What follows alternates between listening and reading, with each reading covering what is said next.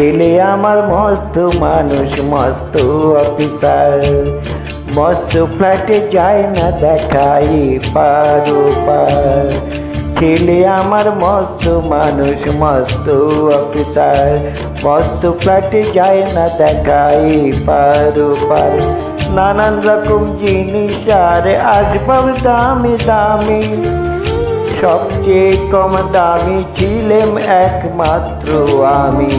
ছেলে আমার অগাধ সম্ভ্রম, আমার ঠিকানা তাই বৃদ্ধাশ্রম।